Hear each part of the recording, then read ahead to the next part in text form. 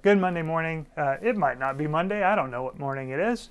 Good morning, nonetheless. Today I've been musing about monsters, real monsters. It's getting close to Halloween. The days have been a bit grayer and foggier, and as the moon creepily shines in the night, it makes me think, what sort of monsters might be out there that we don't know about? Maybe more importantly, what sorts of monsters might be out there that we do know about? When I was young, it was interesting to me that my mother would read to me children's Bible stories, Aesop's fables, Grimm's fairy tales, all of a package. I wasn't so able early on to differentiate between the stories of Daniel and the lion's den and Moses and the serpents and the rivers of blood and Hansel and Gretel and the tortoise and the hare. In some ways, I think that's a good thing. Stories open up imaginative worlds that help us to see things anew. Perhaps it's been the case that because we know the story of the Good Samaritan, you're walking down the street, you see some person who seems a little questionable to you, someone who might panhandle or be in need, and just as you think, maybe I'll go to the other side of the street, the story of the Good Samaritan pops into your mind, and you think, Jesus probably wants me to keep on going straight and do whatever I can. All stories have the power to shape our imagination, and it's that imagination that helps us to know how we can move and act, love and care, and be afraid in the real world. I've been thinking about this quite a bit, and since it's getting closer to Halloween, I actually would like to do a series of these over the next several Mondays or whatever day you see them that help us to think about how the imaginative worlds of monsters might tell us something about how we see our fears in the real world. So if you're interested in that, today I would like to talk about the Wendigo, something like the abominable snowmen from Algonquin or Ojibwe stories. Next week I hope to talk about vampires and werewolves and then witches, and you're free to email me in some of this, the creepy crawlies that keep you up at night, the things that jump into your imagination when things go bump. There are things in the world that we should be afraid of, things that are crystal clear, but perhaps by being a little more abstract, by thinking about monsters that have long claws, yellow teeth, 15 feet tall, hidden in the closet, under the bed, scratching at your window. They help us to understand those fears a little better, to personify what is monstrous even inside what is human. That's why the Windigo, or the abominable snowmen perhaps that I'm talking about today, werewolves and vampires are all humans who have been transformed into monsters. They give us an idea of how we might be shifting when the moon is full and bright, or whenever the season is extra cold and we get extra hungry, we transform. So maybe these fantastical stories help us to realize the things that are lurking not under our bed, but deep inside us. That's what I've been musing about this week, and I'd like to muse about for several more weeks. So if you're interested in any of that, specifically the story of the Windigo, I hope you'll stick around.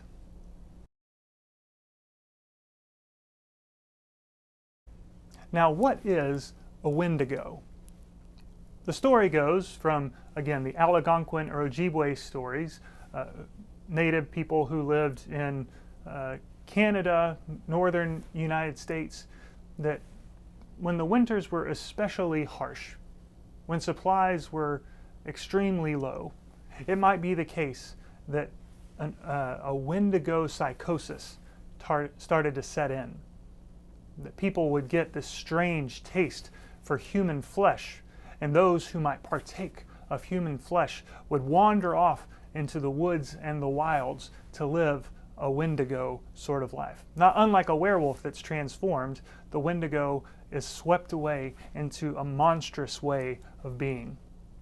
The Wendigo could stand up to 15 feet tall with sallow, sagging skin, jaundiced sorts of eyes, long nails, long fangs, and the breath of human rotting flesh. And for children who were greedy, people who were gluttonous, people who consumed too much or didn't work hard enough in the season leading up to winter to store their food, well, perhaps the Wendigo would come to take them away. That's pretty scary stuff. But where does the story of the Wendigo come from? What are its themes and elements? How might they touch on something that's primal inside each of us in the world of narrative and story, shaping the ways that we behave, but also playing into our fears, helping us to know and imagine the dangers of slothful, lazy work whenever we need to prepare for the future.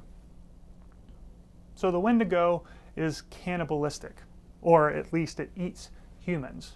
And humans might desire flesh. Now, why would someone become a cannibal for no good reason? Perhaps in the winter, among native peoples, in the northern wilds, it's the case that if there's not enough food to go around, if you see your family dying of starvation and you're on the brink of starvation, cannibalism is the only alternative. Being gluttonous, overeating, overindulging when the season is good might prevent us from having enough to eat when times are lean. And so the Wendigo is interestingly incredibly thin, incredibly skinny, gaunt, jaundiced, as if it's not getting enough nutrition. But it's also incredibly gluttonous, desirous for more and more food and never satisfied.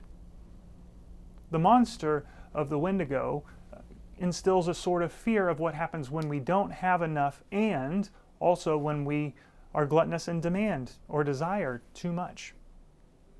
The stories told to children help them to realize what it means whenever they don't store appropriately, when families don't work together, whenever you don't plan appropriately for harsh or lean times. And so these abominable snowmen sorts of characters exist to teach us the values of mutuality, cooperation, saving.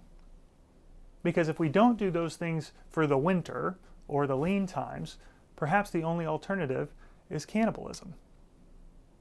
There's a story of one person named Swift Runner who did exactly that. Not became a 15-foot monster, but was struck with a harsh winter, and after his children had already died of starvation, a Windigo psychosis set in.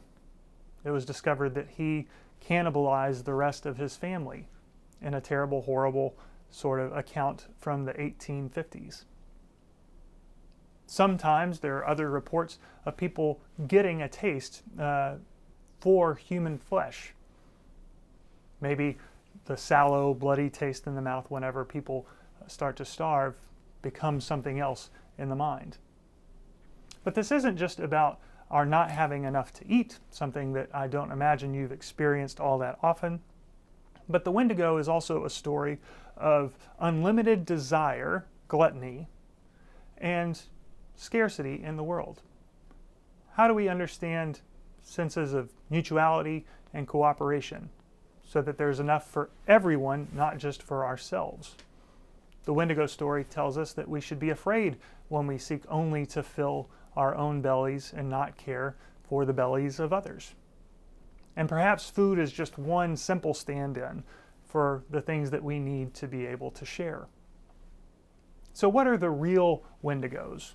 If you're not in the northern United States, if you're not in Canada or Alaska, what fear do you have of abominable snowmen?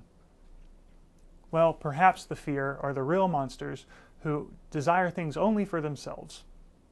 Whenever they're willing to sacrifice others, literally or figuratively, for their own gain, their own desire, economically, in terms of food or supplies or housing or whatever the case may be. The fear is that Wendigos might be among us. They might be inside us. The potential for us to wander in the woods with a certain kind of hunger and to be transformed from our normal, cooperative, caring selves into some sort of 15-foot monster that only seeks to satisfy our own desires. Well, I guess that's a real fear and a real kind of monster that we need to be on guard for. in your workplaces, and more importantly, in yourself? Have you sensed that slight taste where you're hungry for just a little something more, a little something nicer than what other people have, another portion for yourself? I wonder if that taste is something that should scare you or frighten you. I don't know, but as you go to bed at night and when you start to hear things creeping and creaking, maybe our fear should be on the Wendigo as the weather starts to turn cold and the frightening things start to come out. That's what I've been musing about this week. Next week, I'll be musing about vampires and werewolves. So if you're looking for a frightening story, or if I'm just in your inbox and you've got nothing better to do, I hope to see you next Monday.